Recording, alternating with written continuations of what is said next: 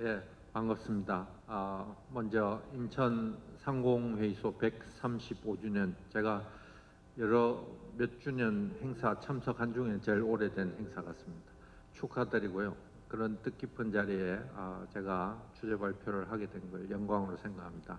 오늘 말씀드릴 주제가 가볍지는 않습니다만은 시간이 굉장히 짧기 때문에 내용을 빨리빨리 전달해 드리고 토론회 때 여러분들과 같이 좋은 의견 나눴으면 좋겠습니다.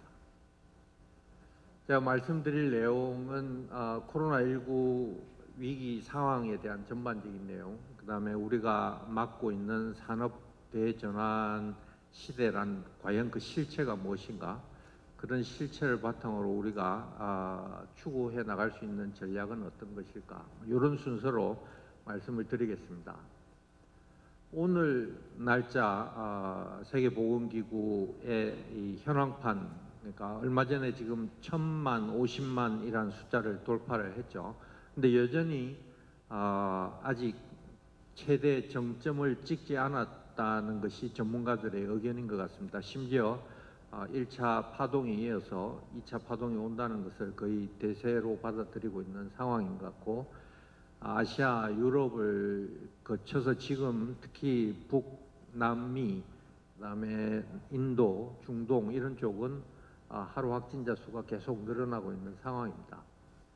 근데 가장 최근에 발표된 세계경제기구 쪽 전망에 의하면 1차 파동이 됐든 2차 파동이 이어지든 어쨌든 19년 말 기준의 경제 수준으로 회복되는 데는 적어도 2년 이상의 시간이 걸릴 것이다, 이렇게 지금 예상을 하고 있습니다. 다행스러운 것은 OECD 국가 평균적으로 약 한 9 내지 10% 정도의 어떤 경제 샥이 올 거라고 예상하는 데 비해서 대한민국이 한 1%, 2% 마이너스 정도에서 선방한다는 것은 향후에 벌어질 포스트 코로나 시대의 경쟁 상황에서 우리가 다소 유리한 입지를 차지할 수 있다고 봅니다. 이번 코로나 사태를 겪으면서 대한민국의 소위 K-트리오, 방역, 바이오, ICT, K-트리오의 맹활약 덕분에 어쨌든 앞서 말씀드린 그런 어떤 최소한의 어떤 경제 충격으로 우리가 선방을 하는 모범을 보였고요. 그다음에 말씀드린 것처럼 향후에 벌어질 경제 회복 국면에서 우리가 유리한 선도형 경제 기반을 구축하기 위해서 정부의 어떤 재정을 중심으로 약 한 76조 정도 지금 예상을 하고 있고, 이 그린 뉴딜이나 디지털 뉴딜과 관련해서 아마 조만간 7월 중순에 이 계획들의 강론이 이제 발표가 될 텐데, 어쨌든 이런 정부의 재정이 우리 인천 경제, 인천에 계신 기업분들이 1차적으로는 그 경제 충격에서 서바이브를 해내야 되는 문제가 있고, 그 다음에는 그런 경제 회복기에 우리가 어떻게 다시 재도약할 것인지에 대한 준비 과정에 이러한 76조라는 재원이 적절히 잘 써야 될 거로 봅니다. 그러면 우리가 포스트 코로나로 잠시 잊고 있었던 대전환, 산업 대전환 또는 디지털 대전환의 실체가 뭔지에 대해서 간단하게 한번 보겠습니다. 크게 소위 트릴레마 3중고라고 하는데, 대한민국이 안고 있는 3중고의 실체가 뭐냐? 첫째가 미중 간 무역 전쟁으로 대표되는 이제 보호무역주의 시대, 또한 4차 산업혁명발 디지털 대전환, 마지막으로 전 세계적인 이슈이기도 합니다만 양극화 문제라든지 우리나라의 어떤 산업 생태의 구조적인 문제라든지 이런 것들이 우리가 안고 있었던, 우리가 극복해야 되는 대전환의 실체였는데, 여기에 결정타가 이제 매겨진 겁니다. 소위 말해서 헨리 키신저 전 국무장관의 표현처럼 이 코로나 바이러스가 세계의 질서를 완전히 영구히 forever alter라는 표현을 씁니다. 영구히 바꿀 것이라고 이야기를 했습니다.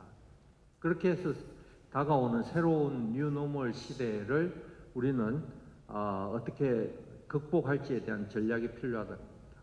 그래서 몇 가지 특징적인 어떤 포인트들만 먼저 짚어보겠습니다. 과거 지금까지 대전환이 오기 전까지 소위 선형적 성장 시기에는 우리는 열심히 또는 눈치 빠르게 패스트 팔로우로서 선진국을 추격하면 그 간극을 줄일 수 있는 게임이었다고 하면, 지금 소위 인공지능 시대, 디지털 대전환 시대에는 이게 지수적으로 성장합니다. 그래서 후발주자가 특별한 전략, 차별화된 전략이 없으면 그 간극은 점점 벌어지게 되고 극기화는 결국 어딘가로 사라져 버리게 됩니다. 게임의 형태가 달라졌다. 또한 이 소위 디지털 대전환은 우리가 익숙히 알고 있었던 업의 본질이 지금 바뀌게 됩니다. 대표적으로 자동차 산업입니다. 자동차 산업은 제조업의 아주 상징과 같은 업이었죠.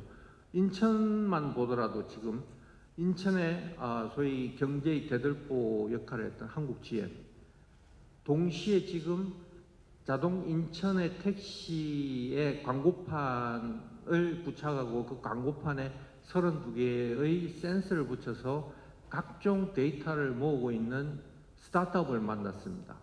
지금 이와 같이 자동차 산업만 놓고도 업의 본질이 이제 제조업에서 서비스업으로 바뀌어가고 있는 상황이다. 이런 상황에서 우리가 안고 있는 구조적인 위기의 대표적인 게 소위 인구 고령화 문제, 그에 따른 생산 가능 인구의 감소, 이런 건 좀 빨리빨리 안 해도 되는데 대한민국 사람들 정말 빨리빨리를 좋아합니다. 이 감소 속도가 타의 추정을 불허할 정도로 빠르고요. 생산성 문제, OECD 평균 대비해서 우리의 생산성이 절반 수준입니다. 또한 대기업 대비 중소기업의 생산성 수준은 3분의 1 수준입니다. 이런 부분들이 우리로 하여금 우리가 대전환을 해나가는 데 있어서 상당한 구조적 위기 요인으로 작동을 하게 되는 겁니다. 그래서 소위 5년에 1%씩 하락한다는 유쾌하지 않은 법칙이 나오고 말았습니다. 지금 정권별로 거의 공식처럼 1%씩 지금 떨어져 왔던 거고요. 이런 하락 추세가 거의 지금 고착화되고 있는 상황입니다. 자, 이런 상황에서 우리가 택할 수 있는, 또는 인천이 택할 수 있는 혁신 전략은 무엇일까? 몇 가지 화두를 던져보겠습니다. 자, 지금 말씀드린 것처럼 소위 빨간 글씨로 표현된 게 대전환 전에 우리를 지배했던 노멀, 소위 올드 노멀이라고 하면, 그 올드 노멀은 WTO나 FTA로 대표되는 자유무역 체제였죠. 그 다음에 글로벌 공급망, 또 중국이 세계 공장의 역할을 했다. 그 다음 우리나라 기업이 시장을 찾아서 옵쇼링을 했다. 소위 올드 노멀은 대한민국으로 봐서는 가장 대한민국이 최적화된 체제였습니다. 불행하게도 이 올드 노멀이 지금 사라지고 있는 거고, 이 비포 코로나 시대에 그런 대전환이 가시화되기 시작했다고 하면 코로나발 블랙스완, 이 코로나로 인해서 이러한 대전환은 급속히 가속화된다. 이런 게 소위 말해서 이게 진정한 뉴노멀이라는 것이고, 이 뉴노멀을 상징하는 것들이 이제 산업구조의 고도화라든지 세계 질서의 지각 변동, 디지털 대전환은 이미 이제 일반인조차 이제 실감을 할 정도로 가속화되고 있습니다. 여기서 관건은 속도다, 이런 이야기입니다. 다음.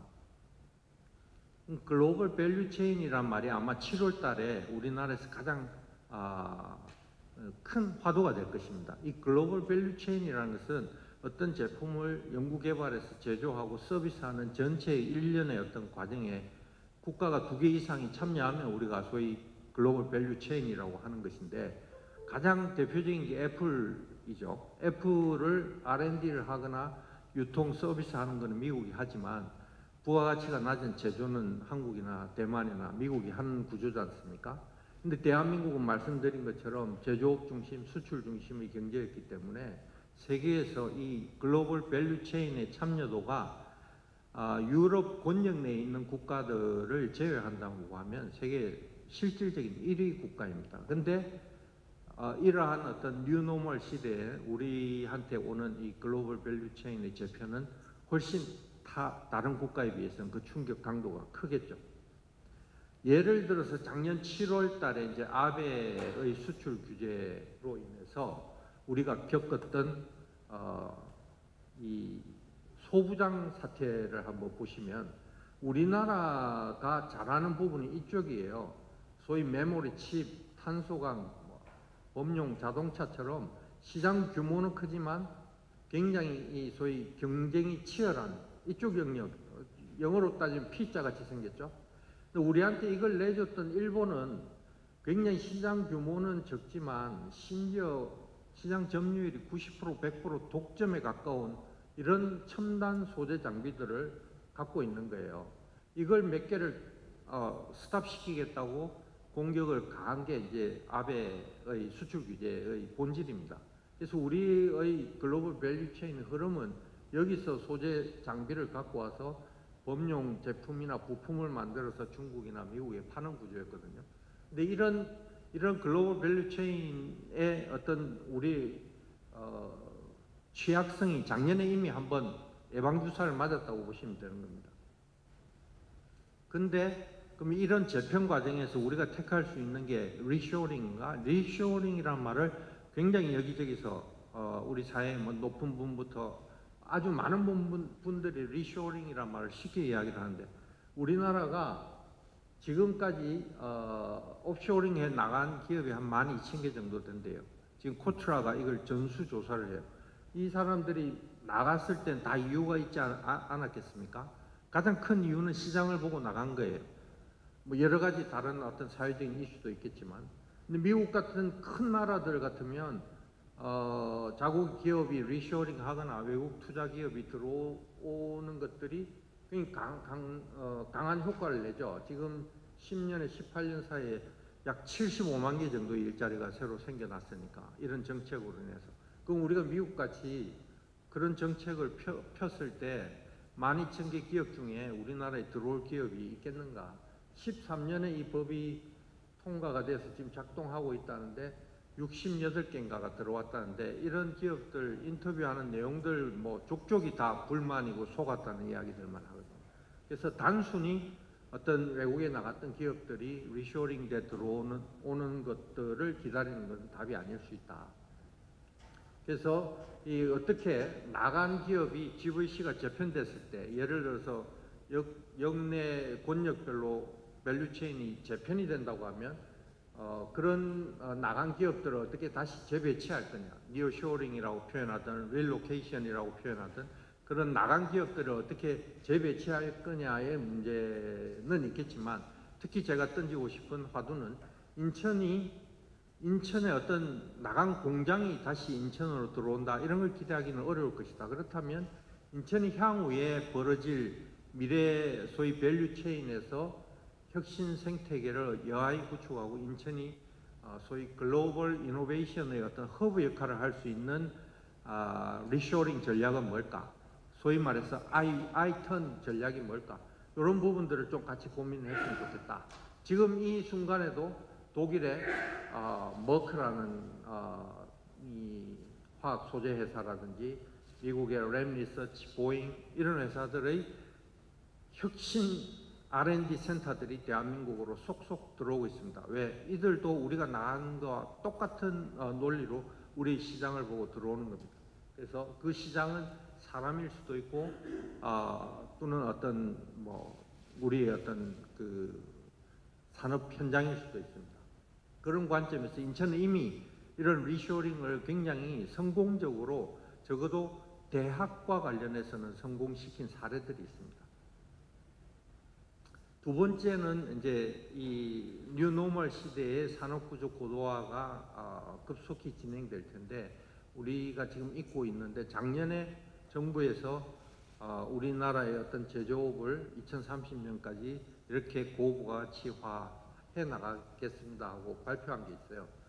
즉 지금 현재 18년 기준 500조 정도의 제조 부가가치를 한 800조 정도 수준으로 1.5배 정도 높이겠다고 했어요. 근데 여기에 대한 어떤 후속 조치, 구체적인 방법론 이런 것들을 연구할 새 없이 지금 아베의 공격도 받았고 포스트 코로나의 공격도 받은 거예요. 코로나의 공격도 받은 거예요. 그래서 이런 부분들도 우리가 이제 지금 우리 입장에서 어떻게 이 고부가가치 제조업을 고도화할 건지를 고민을 해야 되는데 그 방향은 분명합니다. 예를 들어서 지금 같은 이런 제조업 밸류체인 스마일 커브상 제조라는 것은 가장 부가가치가 낮은 영역이에요. 이 제조를 어떻게 고부가치 영역으로 높일 거냐의 대표적인 것이 디지털 트랜스포메이션이고 또한 고부가치 소부장을 국산화 개발하는 겁니다.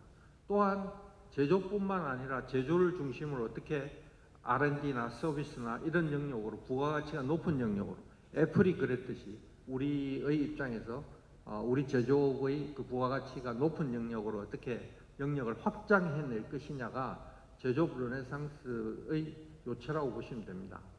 근데 이런 산업 구조를 스마트화하거나 또는 서비스화하거나 친환경화하거나 플랫폼화하거나 이런 모든 것들을 승부를 좌우하는 것은 저는 데이터라고 보는 겁니다. 근데 인천은 다행스럽게도 제조, 물류, 바이오, 의료, 포털 이런 부분들과 관련해서 세계적인 AI 기업을 제가 인천에 공무원하고 미팅을 주선한 적이 있는데 그런 AI 솔루션을 가지고 장사를 하고 싶은 기업들 입장에서도 인천은 굉장히 매력적인 도시인 거예요.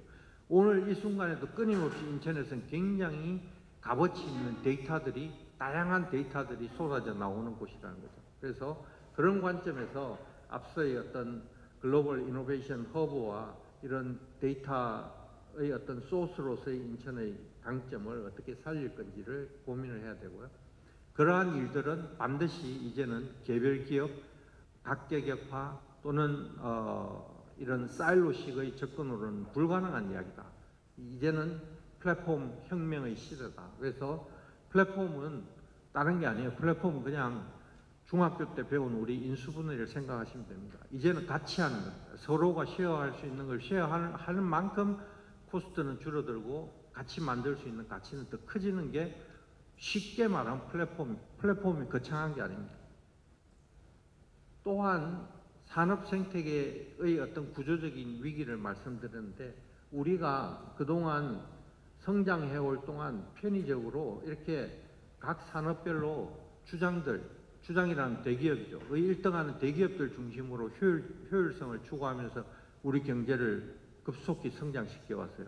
그 폐해가 지금 많이 드러나고 있는 거예요. 이제는 이 미래의 우리의 어떤 산업 생태계는 이와 같이 대기업, 중소기업, 중견기업 벽이 없고 서로 간의 협업이 굉장히 좀 자유롭게 이루어질 수 있는 이런 혁신적인 생태계로 전환하지 않으면 새로운 뉴노멀 시대에 우리 경쟁력을 확보하기 어렵다. 이렇게 보십니다. 제가 산업부에 있으면서 여러 산업 도메인에서 이런 대중소기업 간 상생형 플랫폼을 설계하고 직접 정부 사업을 하거나 민간 주도로 이런 플랫폼을 작동시킨 경험들이 있습니다. 지금 인천이 하고자 하는 바이오 원부자재 국산화 같은 경우도 이게 개별 기업들이 개별적으로 접근해서 이루어내기는 굉장히 어려운 과제입니다. 이런 경우에 인천에 있는 수요 대기업들과 원부자재의 중소 중견기업들이 여하이 아까 말씀드린 인수분해를 잘 해서 효율적인 방법들을 찾아낼지에 대한 고민이 필요합니다. 저희들 학교도 마찬가지입니다. 이 소위 학교가 생산해내는 또는 그동안 만들어냈던 많은 지식들이 그냥 학교 안에 갇혀 있습니다. 그 안에 뭐가 있는지도 모릅니다. 제가 지금 맡고 있는 융합혁신기술원은 플랫폼입니다. 즉 다시 말해서 학교와 여러분들 간의 가교 역할을 하기 위해서 만들어진 플랫폼입니다. 그런 것처럼 이제 향후에 펼쳐질 미래 이 생태계 전쟁에서 이 지역사회의 대학의 역할은 굉장히 중요하다고 봅니다. 과거의 선진국들이 이런 대전환을 겪었던 또 성공했던 도시들은 예외 없이 그 대학들이 그 가장 핵심적인 역할들을 수행을 했었습니다. 결론입니다. 제가 이 포스트 코로나 인천의 뉴노멀 대전환 전략과 관련해서 두 가지 화두를 던졌습니다. 소위 GVC 재편과 리쇼링 이슈가 등장할 텐데 인천만의 차별화된 아주 이노버티브한 혁신적인 유턴 전략이 뭘까? 이런 것들을 좀 고민을 해야 되고 산업구조 고도화 전략과 관련해서 데이터 기반의 상생형 플랫폼 전략을 곳곳에 어떻게 작동하게 할 건지에 대해서 고민을 해봤으면 좋겠다는 말씀을 드렸고요. 제가 활동하는 한국공학관리원이 지난 4년 동안 활동을 해서 대한민국 산업기술 70년을 한번 역사서를 만든 게 있습니다. 근데 이 70년의 역사를 되돌아보니 우리가 이미 한 3번 정도의 대전환을 했어요. 그런데 그 대전환을 다 성공적으로 했어요. 근데 그 성공의 요인이 뭐냐니까 그 대전환에 대한 절박함이 있었다는 것이고 그 대전환 방향에 대해서 다들 공감을 하고 있었고 이게 모두가 동시에 변화를 해야지 어디 뭐 이 정부는 가고 민간은 안 가고 대학은 가고 기업은 안 가고 이런 식으로는 대전환을 이룰 수 없다는 교훈을 얻은 바가 있습니다. 마지막으로 제가 전 조직에서 폈던 책 제목이 플랫폼 레볼루션입니다. 여기서 강조한 가장 핵심적인 키워드는 이제 이 소위 뉴노멀 시대는 플랫폼 경쟁 시대고 플랫폼의 특징은 개방하고 공유하고 협업을 하는 것이다. 이를 통해서 유와 유의 결합을 통해서 새로운 창조를 해내는 것이 플랫폼 레볼루션이라는 말씀으로 오늘 주제 발표를 마치겠습니다. 감사합니다.